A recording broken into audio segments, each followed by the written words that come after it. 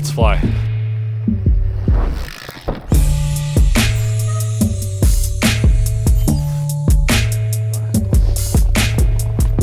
Oh, hey buds. We're freezing our Timbits off up here, but you know what that means? Perfect conditions for fat biking.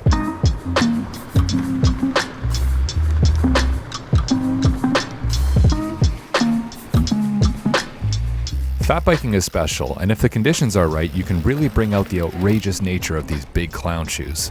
Fat biking also reignites my love for trail riding, so today we're doing a few laps around this local conservation forest. We'll talk a bit about our fat bikes and also some cold weather gear later in the video, but first let's see how our bikes handle this trail. It's a rough one in the summer.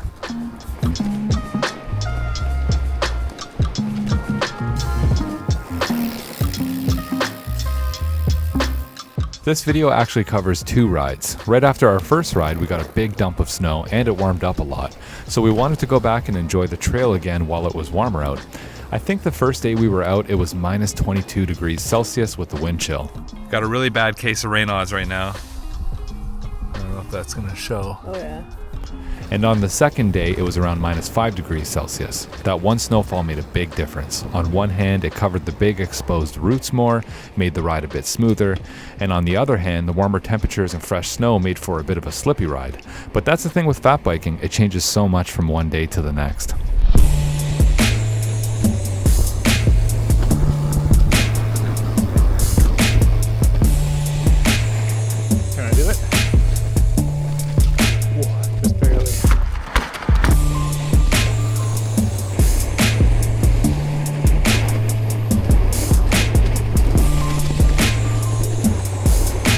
Jump.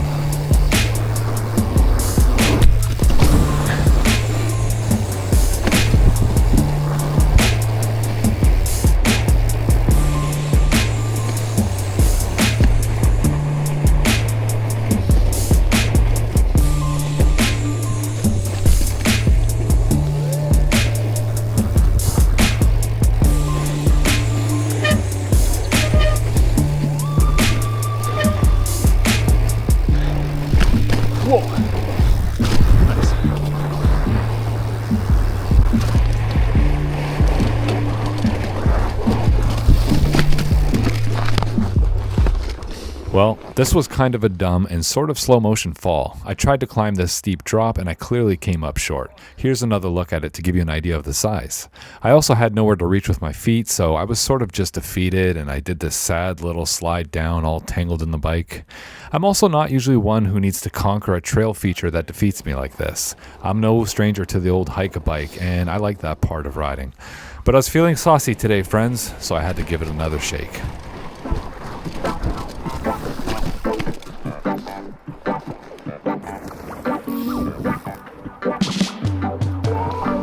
Good enough to move on. This next section is what I remember as being unpleasant in the summer. There's no elevation and there's a lot of washed out roots and rocks, so you're kind of fighting to get momentum and you end up just bouncing all over the place.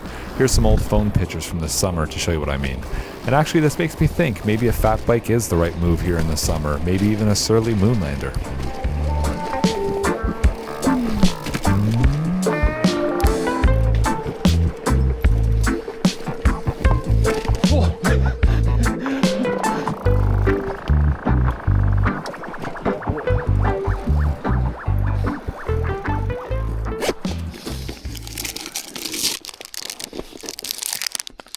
Oh, it's ice. It's frozen solid. Oh, my water. Oh, the lid's frozen. Now's a good time for a quick bike check. First up is this beautiful Norco Bigfoot 2. This was lent to me by the pals at Full Cycle Bike Shop here in Ottawa, Canada. I nicknamed this bike Maroon Golf after a Seinfeld episode because I'm one of those insufferable people who's always reminded of Seinfeld. But anyway, we got an XL frame with 27.5 by 4.5 inch tires. You get a ton of standover on this bike and it comes stock with a dropper seat post. Honestly, I don't think I'd be able to fit it in my car without the use of that dropper, so that was handy off the trail too. Lastly, it's running a 12-speed Shimano Dior drivetrain. Overall, I really enjoyed my time with this bike, and it was lighter than I anticipated as well. If you have any questions about the bike, drop them in the comments below. Next up is Emma's Rocky Mountain Blizzard 10. She's had this bike for a few years now, and the only thing not original is the fork. The original fork was defective, and this fork is from Norco, we think. She's running 26 by 4.6 tires, and her bike is a size medium. Her bike actually feels a bit heavier than the extra large that I'm riding, and we were trying to figure out if it's the wheel set or maybe something else. Here's a look at my extremely scientific testing method.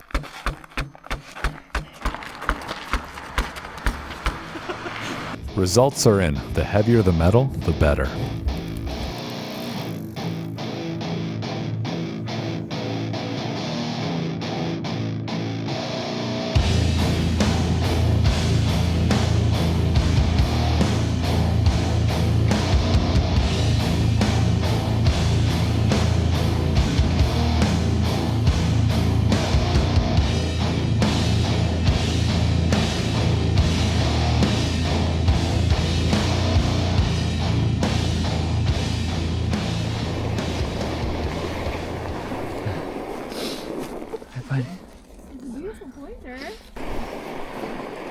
Hello, mister.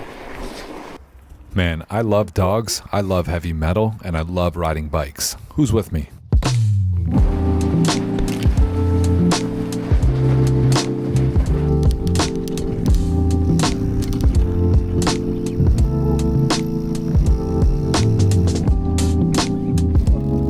Whoa.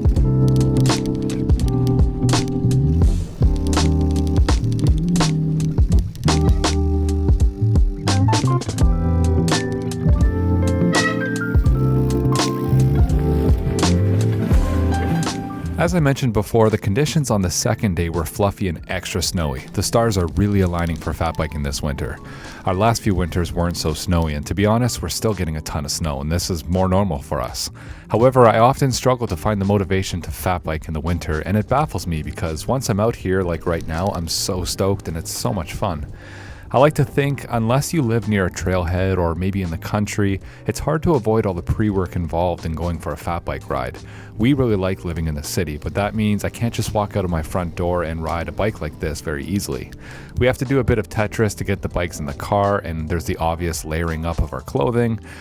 But I have all the solutions to my first world problems here, and I just wonder if folks can relate. Does the extra heavy lifting impact your mental health during the winter months? Anyway, that leads me to a segment I'm going to call This Means Warmth. Here's some of our favorite pieces of gear and tips for staying warm in temperatures like minus 22 Celsius or colder. Starting with a base layer, of course, wool is your friend. We cover our torso, legs, and feet with wool. Emma prefers merino wool wherever possible. I'm okay with scratchy old Stanfields. We're both fans of cross-country ski pants. They just allow you to move much better, and they're typically fleece-lined. Up top, things vary a lot, from a light sweater to a very light insulated jacket, maybe an added vest, or some more wool like Emma's sweater here. I've become a big fan of double zippers like this blue sweater has. A little ventilation goes a really long way. For the top layer, you can't go wrong with a wind shell with armpit vents. Emma loves this one from Raised by Wolves. It has a bit of extra room under it so she can easily layer up. I tend to throw one more down jacket on top of my sweater, and I've grown attached to this fairly inexpensive one I got from Dime Montreal. Again, I like the snaps because I can open up the bottom half when I get too hot, which I personally find you can't avoid when you're pushing a fat bike around. If it's not super cold, I'll usually go for this older Arc'teryx insulated mid layer, and maybe a light vest on top. I like this fleece-lined one from Stanray. Having my arms free is super nice on the bike. Covering the head is a big one. We both like these thin skull caps for fitting under helmets. I think Emma's is from Patagonia and mine's from Solomon. If it's extra cold, I'll throw this merino wool neck buff over most of my head, even if it makes me look like Zoidberg from Futurama. I've been rocking this pair of lobster mitts for the last 6 years, and I almost never wear gloves as I find my fingers stay much warmer in mitts. Also, these work great with drop bars.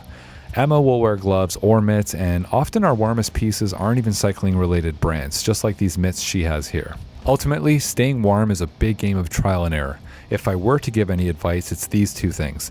Number one, find a way for your pieces to ventilate because sweat will make you cold, and as I mentioned, it's really hard to not get hot on fat bikes. Secondly, this is something I heard Ronnie Romance say, but it's to put your base layers on first thing in the morning. If you're not riding till the afternoon, for example, but you get a taste for how cold it is outside and you're not in your gear, it's really easy to get discouraged and believe you can't dress for it. I've fallen for it numerous times.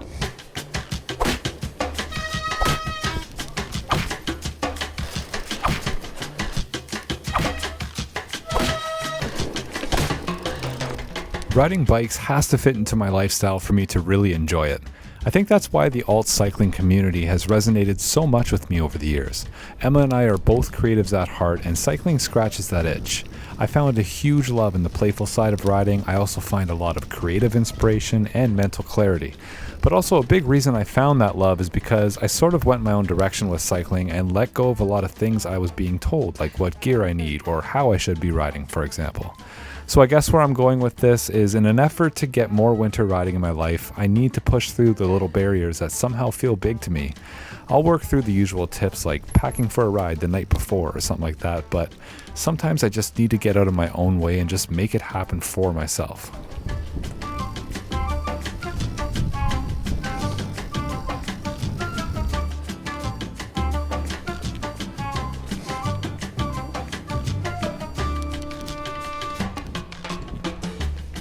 Well, friends, everyone knows what comes after someone says, well, friends. If you made it this far, I really appreciate you, and I hope you enjoyed this little flick. If you want to support the channel, you can check out bikebreath.com for some merch, or you can subscribe to the channel for free. That helps us out tremendously. Drop a comment below on how you get through the belly of the winter. I want to hear all your tips. Thanks again to Full Cycle Ottawa for helping me get this fat bike, and I hope to see you all in some future videos. 2025 is shaping up really nice. Cheers.